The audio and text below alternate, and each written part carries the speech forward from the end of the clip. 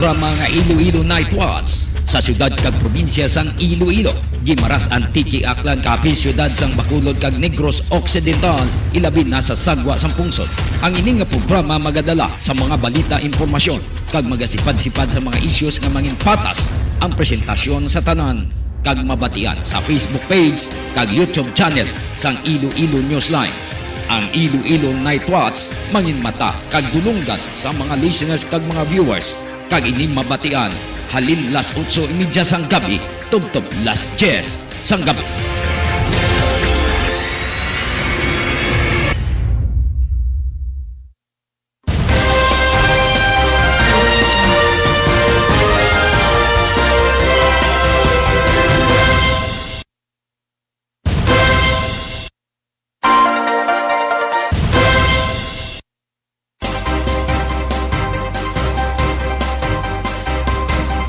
Mayong gabi, banwa mayong gabi sa ato mga listeners ka mga viewers. Kumusta na kamo mga ka-Newsline? Nagapamati na kamo sa ato nga pagwaragwag diri sa Iloilo Newsline. Mabatian man kita sa Gimaras Newsline kag subong man Iloilo News Online.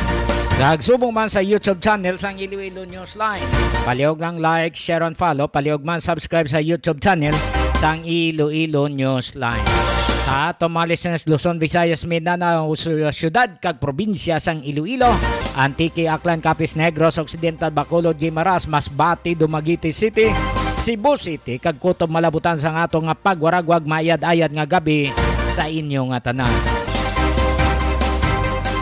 Primera vez nga nagahambal na kita sa inyo, napigado subong ang internet connection, pigado subong ang PLDT. Amo na umalin pa ni sang tinalikdan nga mga inadlaw. So base sa mag-text ka mo hindi dali-dali naton mabaton. Hindi kita dali-dali makabaton. Bangod sa sining internet connection sa Philippine Long Distance Telephone Company. Budlay. So antos-antos lang kita anay no sa ato mga listeners sa mga pulis naton, sa mga miyembro sa security force, mga drivers, conductors sa Balyacar Transit, sa mga taxi drivers, pasensya gid. So, halong-halong lang kita sa pagmaniho sang salakyan Tingan ta karong malabot ang aton nga pag-asa para may baluan tang sitwasyon sang panahon. Antay 3 minutos na nakaligad sa alas 8. Ang China nagaduda ng US kag Pilipinas nagapundar nga mangin nga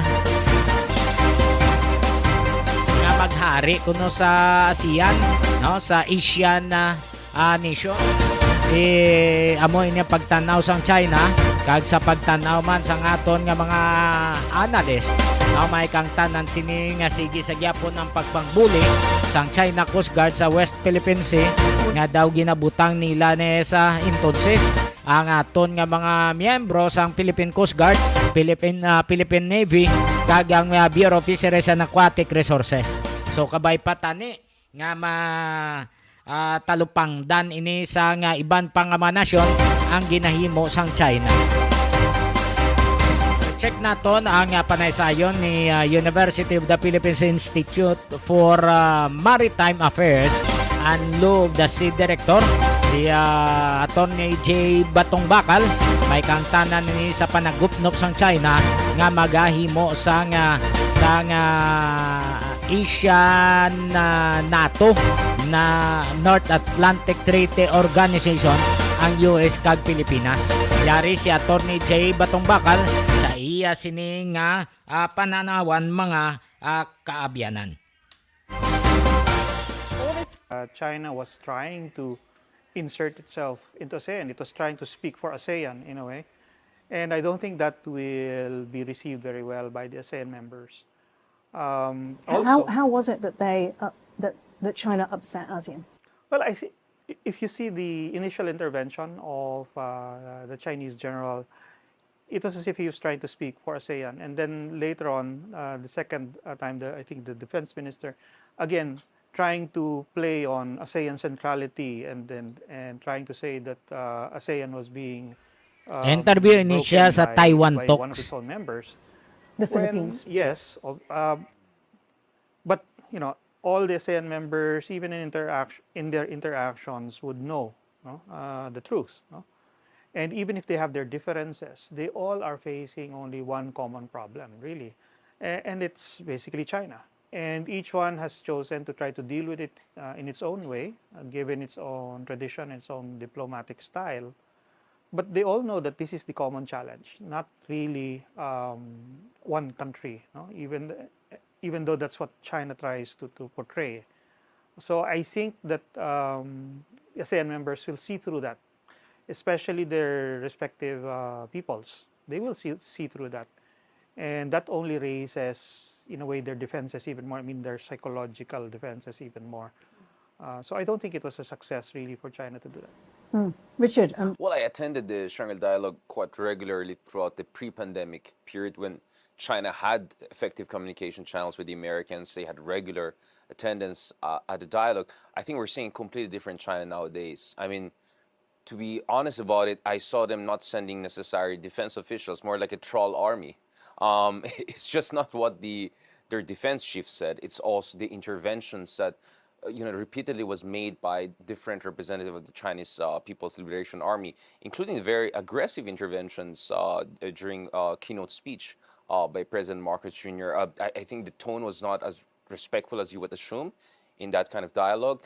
Definitely, Jay is right. There's this kind of appropriation of them representing themselves as Asians, while like they're trying to dismiss the Philippines as an extension of American power.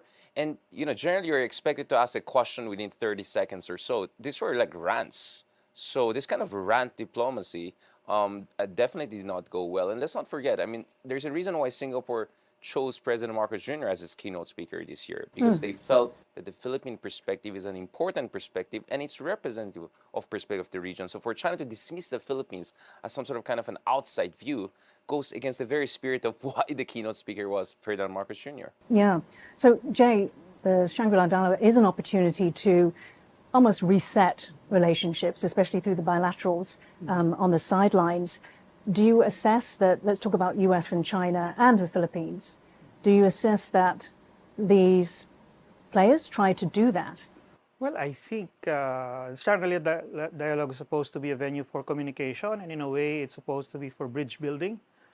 But what we saw there, especially from the Chinese representatives, was really shoring up the walls.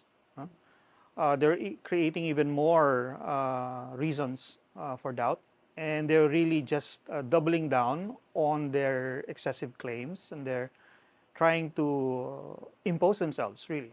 So I think many ASEAN members will see that as an indication of where China is really going in the near future.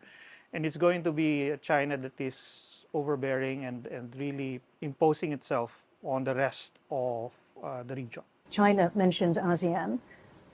Philippines also, obviously, as a member, mentions ASEAN. For both sides, what does ASEAN represent? Well, if we go back to the history of ASEAN, ASEAN really represented an opportunity for building a community, really. And that's what all the efforts around economics was about, no? And I think all the ASEAN members have invested quite a lot in that.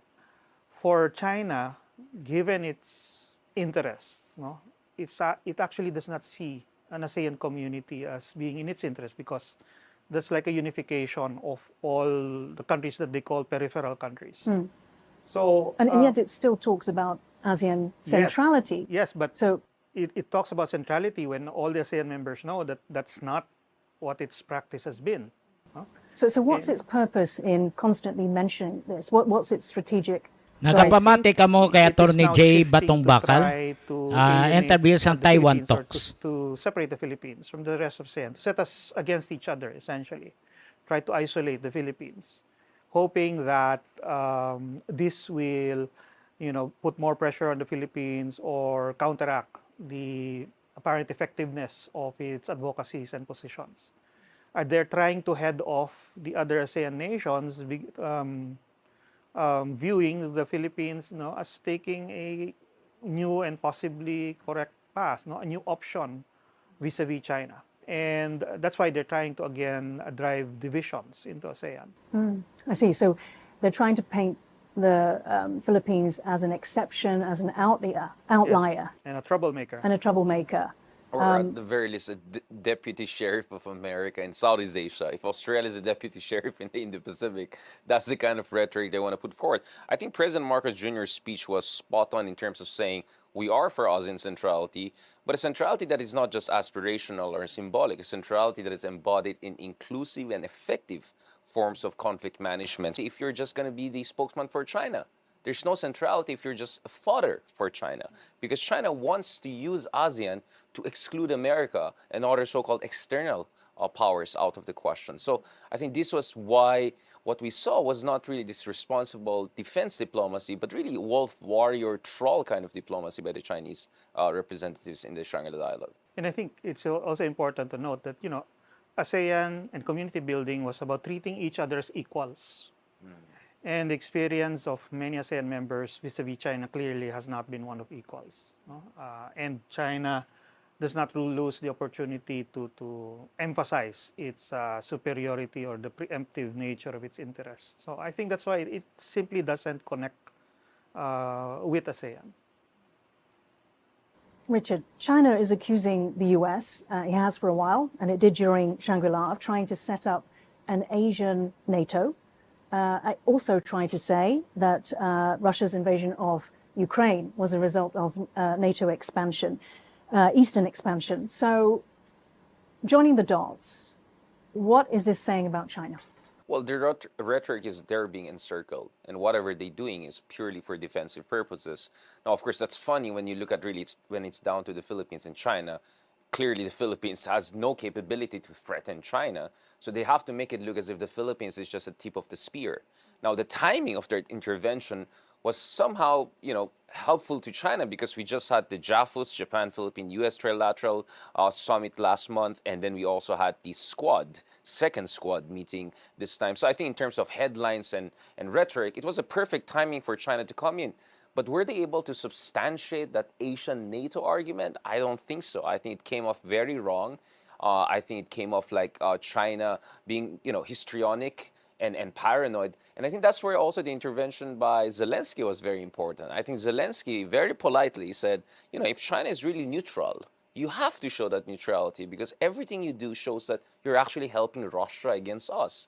And he still invited the Chinese to come to the peace summit to Geneva later this month. So I think if it's a question of career advancement, maybe they did a good job. If it's a question of defense diplomacy and winning over hearts and minds in the region, I don't think China did a very good job. Jay, let me ask you, though, staying on this idea of an Asian NATO and the US, did you think that there were elements of Lloyd Austin's speech which would also lead credence? You talked about the squad and, the so-called bloc formations. Austin's speech talked about the convergence that's occurring in the Indo-Pacific. I think the convergence really is, especially within ASEAN, the convergence really is on defending the current rules-based international order of ASEAN. It has always been front and center of ASEAN's statements, for example, stressing the importance of international law, the United Nations Convention on the Law of the Sea in relation to South China Sea, because all of the smaller ASEAN nations, they know that small countries in an international community, their only chance really at equality and fair dealing is through a system of law.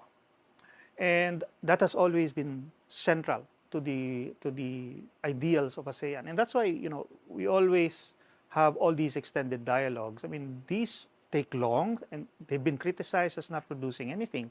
But over the long term, we've seen how it has contributed to stability within ASEAN, improvement of their relations. It has been effective in preventing outright armed conflict between so many members that have pending, issues with each other. No?